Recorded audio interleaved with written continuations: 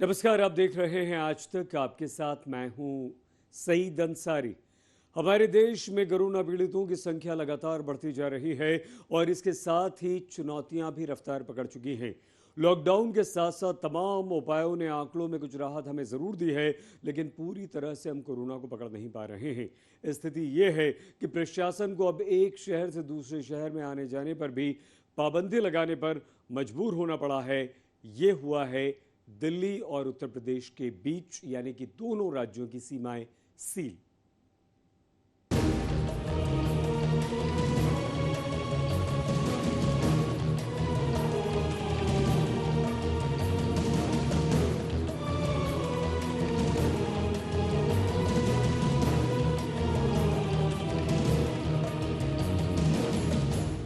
दिल्ली से Noida no entry, Delhi से Ghaziabad no entry.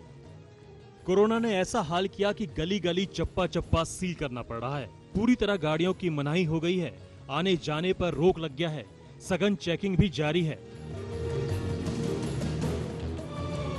ये हाल है दिल्ली यूपी बॉर्डर का, चाहे दिल्ली नोएडा सड़क हो या दिल्ली गाजियाबाद सड़क।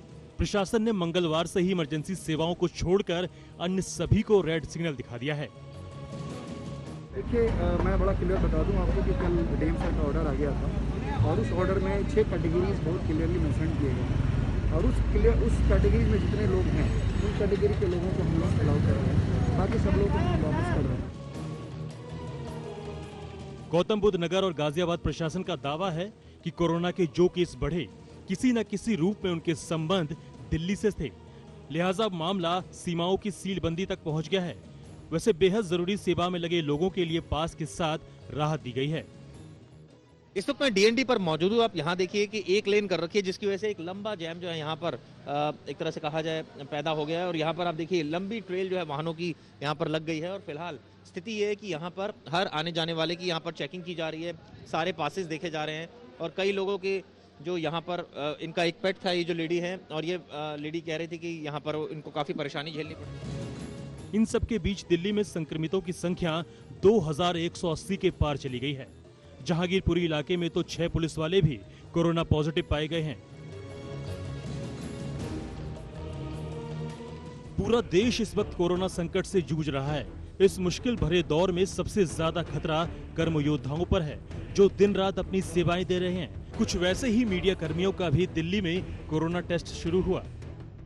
पंकज अभी आज तक में काम करते हैं, रिपोर्टर हैं, अरविंद केजरीवाल को भी कवर करते हैं। तो आपने अभी आप अंदर गए थे, क्या हुआ, अब प्रोसेस बताइए। देखिए, यहाँ पे तो सोशल डिस्टेंसिंग के तहत यहाँ पे पहले सभी लोगों को लाइन में लगाया गया है और उसके बाद सबसे पहले यहाँ पर आपका टेम्परेचर चेक किया जाएगा। टेम्परेचर जो चेक किया जाएगा वो आपको याद रखना होगा। आपको बताया जाएगा, जैसे कि मेरा जो टेम्परेचर था वो 97.5 था, जो उनके तहत ठीक था।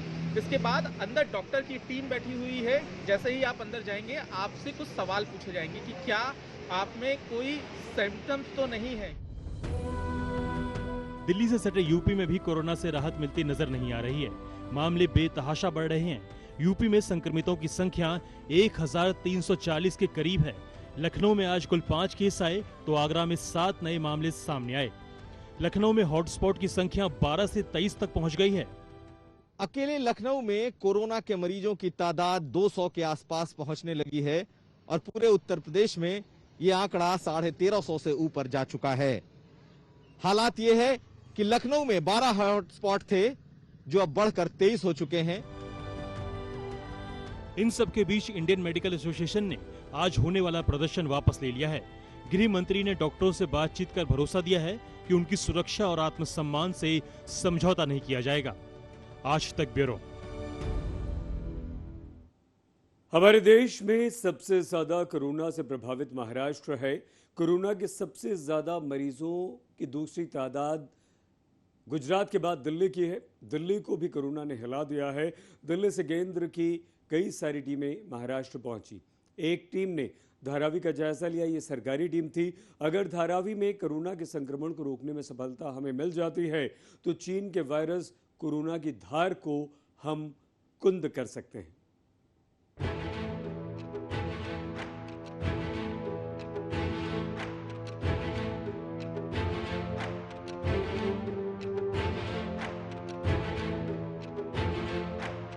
दुनिया के सबसे बड़े स्लम में जंगल की आग की तरफ फैल रहा है कोरोना। यह चमचमाती माया नगरी का बदरंग धारावी, जहां गलियां संकरी है, छतें एक दूसरे से टकराती हैं, जहां 10 बाय 10 के कमरे में 8 से 10 लोग रहते हैं। यहीं पर कोरोना ने भी अड्डा जमा लिया है। लोगों के बीच दुनिया का सबसे बड़ा दुश्मन रह रहा है। धारावी में कोरोना के बढ़ते मामले ने खतरे की घंटी बजाई तो केंद्र से भी टीम पहुंची। केंद्रीय टीम ने बस्तियों का जायजा लिया, महाराष्ट्र के स्वास्थ्य मंत्री को सलाह दिए। कुछ छोटे मोटे सुझाव जरूर है, वो सुझाव के ऊपर हम जरूर ध्यान देके खासकर क्वारंटीन फैसिलिटीज बढ़ाने का काम हम धारावी के लिए स्पेशली करेंगे। कमिश्नर को बोला हूँ। आखिरी सवाल सर, सबसे बड़ा चैलेंज क्या रहा है आज के दिन में? नहीं, ये यहाँ का कंटेनमेंट स्ट्रैटेजी एग्जैक्टली फॉलो करना, जैसा कि भाई यहाँ के जो भी हाई रिस्क कॉन्टैक्ट्स है उनको आइसोलेट करना। कोरोना के संक्रमण काल में केंद्र ने महाराष्ट्र में 2 टीमें भेजी हैं। एक टीम पुणे के हालात का जायजा ले रही है तो दूसरी टीम ने अलग अलग जगहों पर मुआयना किया। दोनों टीमों में 5-5 सदस्य हैं। ग्राउंड जीरो में आखिर कैसी तैयारियां हैं, लोगों के लिए क्या किया गया है? कंटेनमेंट जोन की तो बात करी गई है, लेकिन हाई रिस्क जो कॉन्टैक्ट्स हैं उनको सेपरेट किस तरीके से किया जा रहा है, लोगों को क्या बताया जा रहा है, सोशल डिस्टेंसिंग के बारे में उन्हें कैसे समझाया जा रहा है, आखिर नंबर नीचे क्यों नहीं आ रहे हैं, ये तमाम जो सवालात थे बीएमसी के अधिकारियों के सामने रखे गए। मुंबई में सबसे चिंता का सबब यही धारावी है। कोरोना के चेन को तोड़ने के लिए धारावी को सील कर दिया गया है। कोई भी शख्स यहां अंदर नहीं आ सकता। हर जगह पुलिस के बैरिकेड्स हैं और सख्त पहरा बिछा दिया गया है। सरकार की कोशिश है कि संक्रमित मरीजों को क्वारंटाइन करके कोरोना की ताकत को कमजोर किया जाए। तो उन्होंने सब ये रिव्यू ले रहे हैं कि भाई प्रिपेयर्डनेस है क्या नहीं है, या यहाँ पर जो कंटेनमेंट स्ट्रैटेजीज जो बोली गई है ICMR के माध्यम से वो फॉलो कर रहे हैं क्या नहीं। तो ये सब फॉलो हो रहा है। देश भर में सबसे ज्यादा कोरोना के मरीजों की संख्या महाराष्ट्र में है। महाराष्ट्र में कोरोना के मरीजों की संख्या 5200 के पार चली गई है। वहीं इनमें मुंबई का आंकड़ा 3400 है, जबकि धारावी में अब तक 180 मरीज कोरोना पॉजिटिव हैं। धारावी में कोरोना का ये खतरा और भी इसलिए बढ़ जाता है, ये काफी घनत्व वाला इलाका है। यहाँ सोशल डिस्टेंसिंग का पालन करवाना आसान नहीं है। धारावी के 2.6 स्क्वायर किलोमीटर में 15 लाख लोग रहते हैं, जहां कोरोना के विकराल रूप लेने के आसार बढ़ जाते हैं। ऐसे हालात में धारावी में कोरोना के संक्रमण को फैलने से रोकना सरकार के लिए सबसे बड़ी चुनौती है। धारावी की रणनीति पर भी मुंबई का भविष्य टिका है। पंकज उपाध्याय, मुंबई, आज तक। महाराष्ट्र के बाद कोरोना के मरीजों की संख्या में गुजरात दूसरे नंबर पर है। इस स्थिति को देखते हुए गुजरात के 33 जिलों में 27 जिलों को रेड जोन में बदल दिया गया है। कोरोना से बचने का पंच मंत्र भी गुजरात से ही मिल गया है। वहीं मध्य प्रदेश में स्वास्थ्य मंत्री के बनने से स्थिति पर काबू करने की उम्मीद बढ़ी है, लेकिन इंदौर परेशान कर रहा है।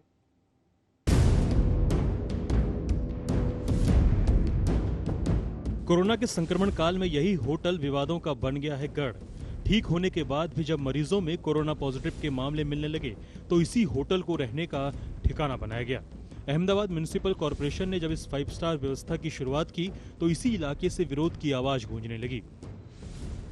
सोशल डिस्टेंस रखते हुए ये लोग इसका विरोध कर रहे हैं। बिल्कुल होटल के सामने खड़े हुए हैं। हमारे साथ यहाँ के लोग भी मौजूद हैं, उन्हीं से पूछते हैं। ये बताइए कि ये विरोध करने की प्रमुख वजह क्या है?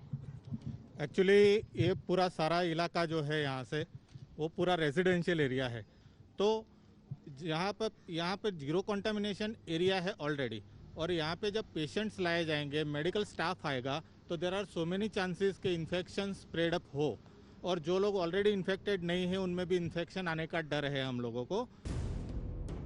कोरोना संक्रमण के मामले में गुजरात देश में दूसरे नंबर पर पहुंच गया है। गुजरात में मरीजों की संख्या 2200 के पार पहुंच गई है। वहीं कोरोना के 94 नए मरीजों की पुष्टि हुई है। अब तक इस राज्य में 95 लोगों की जान चली गई है। इसी खतरे को देखते हुए गुजरात के दाहोद में नई पहल की गई है। दाहोद प्रशासन ने कोरोना से बचने के लिए 5 मंत्र दिए हैं। आयुर्वेदिक काढ़ा यानी उकाला के जरिए इम्यूनिटी पावर बढ़ाने पर जोर दिया गया है, जिसे आयुष मंत्रालय ने सुझाया है।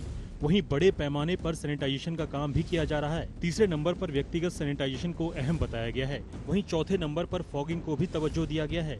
5वें मंत्र में PA सिस्टम यानी लोगों को कोरोना के प्रति जागरूक करना बताया गया है।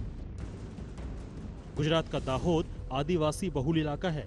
यहाँ की कुल आबादी में करीब 75% आदिवासी हैं। ऐसे में जिला विकास पदाधिकारी रचित राज ने 5 मंत्र के जरिए कोरोना के वायरस के चेन को तोड़ने के लिए पंचायत स्तर पर काम तेज कर दिया है।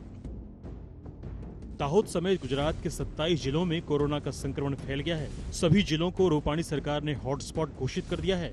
ये जिले कोरोना के लिए रेड जोन हैं।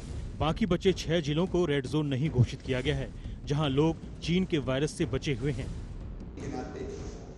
गुजरात ही नहीं, मध्य प्रदेश में भी शिवराज सरकार कोरोना के खतरे से जूझ रही है।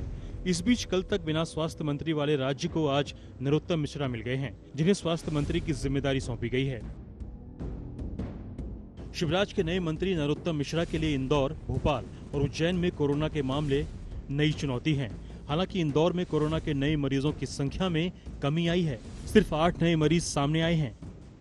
कोरोना के खिलाफ जंग में सरकारों की चुनौतियां एक जैसी है। फिलहाल तो लॉकडाउन का पालन करके और जागरूकता के जरिए इस महामारी पर ब्रेक लगाया जा सकता है। अहमदाबाद से गोपी मनियार, भोपाल से रवीश पाल सिंह के साथ आज तक ब्यूरो। और अब चीन से मंगाई गई रैपिड टेस्ट किट की ये खबर। उम्मीद की जा रही है कि इस किट के आने के बाद जांच में काफ़ी तेज़ी आएगी, लेकिन रिजल्ट्स पर सवाल उठने के बाद फिलहाल इस किट की मदद से टेस्ट्स को रोक दिया गया है।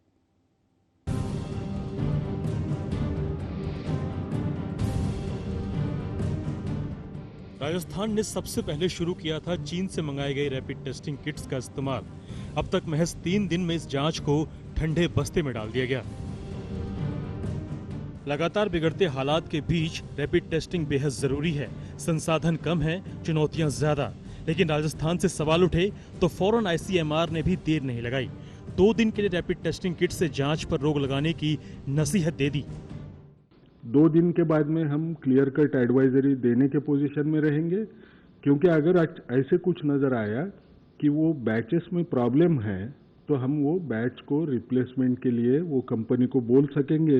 इसलिए सबने इस वक्त तो भी वो टेस्ट किट इस्तेमाल 2 दिन ना करें, और अगले 2 दिन में हम जो भी सही जो रिजल्ट्स आते हैं वो आपको बताएंगे। गलती की कोई गुंजाइश ना रहे, इसी उम्मीद में तमाम राज्यों ने ICMR की गाइडलाइंस पर अमल शुरू कर दिया।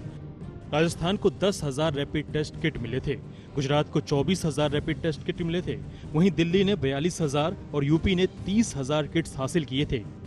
लेकिन ICMR के फैसले के बाद सभी राज्यों ने रैपिड टेस्टिंग रोक दी है। और ये जो टेस्टिंग हो रही है, हमारी उम्मीद थी, रैपिड टेस्ट किट भी हमने इसी उम्मीद से मंगाए थे कि हम ज़्यादा से ज़्यादा टेस्ट करेंगे तो सिम्टोमेटिक केसेस आएंगे। हालांकि वो टेस्ट जो पॉजिटिव थे PCR टेस्ट में, उनको ही नेगेटिव बता रहा था ये टेस्ट, तो फिर हमने एकदम रोक दिया उस रैपिड टेस्ट को। यूपी सरकार ने भी तय किया है कि जब तक चाइनीज किट्स की जांच पूरी नहीं हो जाती तब तक उसका इस्तेमाल नहीं किया जाएगा। राजस्थान और दूसरे राज्यों की तरह उत्तर प्रदेश में भी रैपिड टेस्टिंग किट को फिलहाल रोक दिया गया है।